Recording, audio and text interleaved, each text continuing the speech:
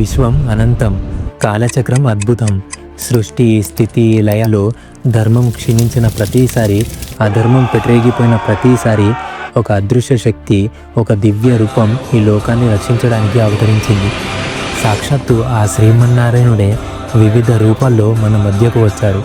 అవి కేవలం కథలు కావు, కేవలం పురాణాలు కావు, మానవ జాతి చరిత్రలో అవిశ్వసనీయమైన మలుపులు.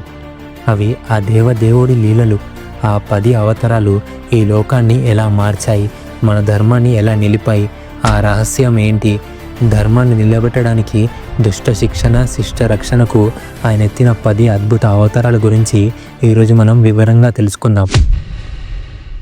యదా యదా హి ధర్మస్య గ్లానిర్భవతి భారత అభ్యుత్థానమధర్మస్య తదాత్మానం సృజామ్య పరిత్రాణాయ సాధూనాం వినాశాయ చ దుష్కృతాం ధర్మ సంస్థాపనార్థాయ సంభవామి యుగే యుగే. శ్రీ మహావిష్ణు అవతారాల్లో 21 ముఖ్య అవతారాలను ఏకవిశాంతి అవతారాలు అంటారు. కొన్ని అంశావతారాలు, కొన్ని పూర్ణావతారాలు, మరికొన్ని అర్చావతారాలు చెబుతారు. పూర్ణావతారాల్లో ముఖ్యమైనవి 10 అవతారాలు ఉండగా వీటిలో 4 అవతారాలు సత్యయుగంలో, 3 అవతారాలు త్రేతాయుగంలో, 8వ అవతారం ద్వాపరయుగంలో అవతరించింది. 10వ అవతారం కలియుగ అంతంలో రాబోతోంది. మొత్తం 10 అవతారాలు. ఏ అవతారం ఏ సందర్భంలో దాల్చాల్సి వచ్చింది, ఈ వివరాలన్నీ విష్ణు పురాణంలో ఉన్నాయి. అవి ఈ వీడియోలో వివరంగా తెలుసుకుందాం. శ్రీ మహావిష్ణు తొలి అవతారం మత్స్య అవతారం. ఒకసారి బ్రహ్మదేవుడి నుంచి సోమకుడు అనే రాక్షసుడు వేదాలను దొంగలించి సముద్ర గర్భంలో దాక్కుంటాడు. అప్పుడు జలప్రలయం ప్రారంభమవుతుంది. సృష్టి మొత్తం మునిగిపోతుందన్న భయానక వాతావరణం నెలకొంటుంది. సరిగ్గా ఆ సమయంలోనే శ్రీ మహావిష్ణు ఒక చిన్న చేప రూపంలో వచ్చి క్రమంగా పెరిగి ఒక భారీ చేపగా మారి వైవాన్విత మానవును, సప్త ఋషులను రక్షించి వేదాలను తిరిగి తీసుకొచ్చి లోకాన్ని కాపాడాడు. ఈ అవతారం ద్వారా ప్రపంచానికి జల ప్రళయం నుంచి మోక్షం లభించింది. ఇక 2వ అవతారం గురించి చెప్పుకోవాలంటే అది దేవతలు, రాక్షసులు కలిసి అమృతం కోసం పాల సముద్రాన్ని చిలికిన సందర్భం. ఆ సమయంలో మందర పర్వతాన్ని కావ్యంగా ఉపయోగించారు. కానీ ఆ పర్వతం సముద్రంలో మునిగిపోతుండడంతో శ్రీ మహావిష్ణు ఒక తాబేలు రూపంలో వచ్చి ఆ మందర పర్వతానికి ఆధారమయ్యాడు. ఈ కుర్మావతారం లేకపోతే అమృతం లభించేది కాదు, దేవతలకు శక్తి వచ్చేది కాదు. 3వ అవతారం వరాహ అవతారం. భూదేవిని హిరణ్యాక్షకుడు అనే రాక్షసుడు ఎత్తుకుపోయి పాతాళ లోకంలో దాచేస్తాడు. అప్పుడు భూమి మొత్తం సంకటంలో పడుతుంది. ఈ సంకటాన్ని తీర్చడానికి శ్రీ మహావిష్ణువు ఒక శక్తివంతమైన వరాహ రూపంలో అవతరించాడు. హిరణ్యాక్షకుడిని సంహరించి తన కురల సహాయంతో భూదేవిని పైకి లేపి తన యథాస్థానంలో నిలబెట్టాడు. ఇది భూమికి జీవం పోసిన అవతారం. 4వ అవతారం నరసింహ అవతారం. హిరణ్యకశపుడు అనే రాక్షసుడు తాను మనిషి వల్ల కానీ, మృగం వల్ల కానీ, పగలు కానీ, రాత్రి కానీ, ఇంట్లో కానీ, బయట కానీ చనిపోకూడదన్న వరం పొంది లోకాలను పీడిస్తుంటాడు. అతని కొడుకు ప్రహ్లాదుడు మాత్రం మహావిష్ణు భక్తుడు. దీంతో కోపోద్రికుడైన హిరణ్యకశపుడు ప్రహ్లాదుడిని చంపబోతే విష్ణువు ఒక స్తంభం నుంచి సగం మనిషి, సగం సింహం, అంటే మనిషి కాదు, మృగం కాదు, సంధ్యా సమయంలో, అంటే పగలు కాదు, రాత్రి కాదు, తన తొడలపై పెట్టుకొని, అంటే ఇంట్లో కాదు, బయట కాదు, హిరణ్యకశపుణ్ణి సంవరించి ప్రహ్లాదుడిని రక్షించాడు. ఇది భక్తుల పట్ల భగవంతునికి ఉన్న కరుణను చాటి చెప్పే అవతారం. 5వ అవతారం వామన అవతారం. మహాబలి చక్రవర్తి అనే రాక్షసరాజు తన దాన గుణంతో దేవత లోకాన్ని కూడా ఆక్రమించుకుంటాడు.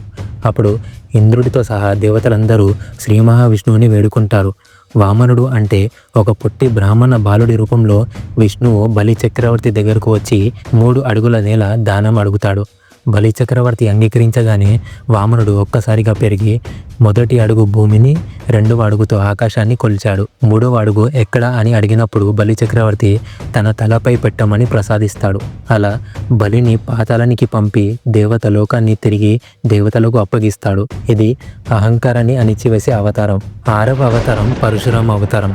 క్షత్రియ రాజులు అహంకారంతో ధర్మం తప్పి ప్రవర్తించినప్పుడు వారిని అణిచివేయడానికి శ్రీ మహావిష్ణు పరశురాముడిగా అవతరించాడు.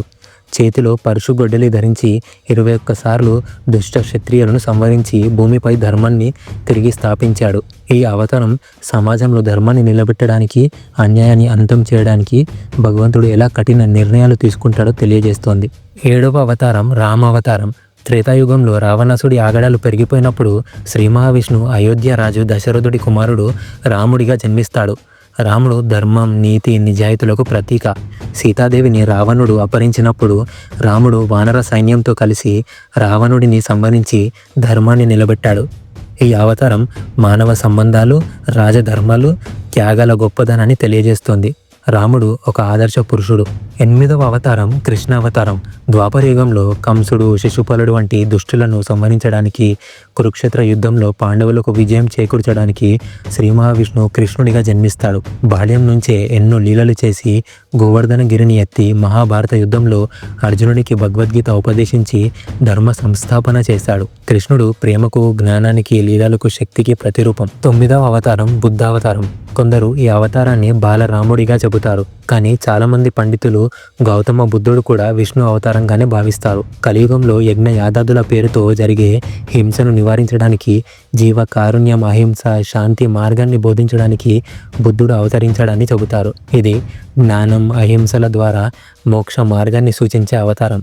చివరిగా 10వ అవతారం కల్కి అవతారం. కలియుగం అంతమయ్యే సమయంలో అధర్మం పరాకాష్ఠకు చేరినప్పుడు శ్రీ మహావిష్ణువు తెల్లని గుర్రంపై ఖడ్గం ధరించి కల్కి రూపంలో వచ్చి దుష్టులను సంహరించి ధర్మాన్ని తిరిగి స్థాపించి సత్యయుగానికి నాంది పలుకుతాడని పురాణాలు చెబుతాయి. ఈ అవతారం ఇంకా జరగాల్సి ఉంది. చూసారుగా, ఈ 10 అవతారాలు కేవలం కథలు కావు. అవి కాలచక్రంలో ధర్మం, అధర్మం మధ్య జరిగిన పోరాటానికి నిదర్శనం. ప్రతి అవతారం వెనుక ఒక గొప్ప సందేశం ఉంది. అది త్యాగం కావచ్చు, రక్షణ కావచ్చు, జ్ఞానం కావచ్చు, లేదా ధర్మ స్థాపన కావచ్చు. శ్రీ మహావిష్ణువు లీలలు అపారం. ఆయన చూపిన మార్గం ఈ లోకానికి మార్గదర్శకం. ఈ అవతారాల ద్వారా మనకు తెలిసేది ఒకటే: ధర్మం ఎప్పటికీ గెలుస్తుంది, అధర్మం ఎప్పటికీ నిలబడదు. ఈ అవతారాల గురించి మీ అభిప్రాయం ఏంటి? మీకు అత్యంత ఇష్టమైన అవతారం ఏది? కమెంట్స్లో తప్పకుండా తెలియజేయండి. ఈ వీడియో మీకు నచ్చినట్లయితే లైక్ చేసి షేర్ చేయండి. అలాగే మా ఛానల్ని సబ్స్క్రైబ్ చేయండి. Thank you.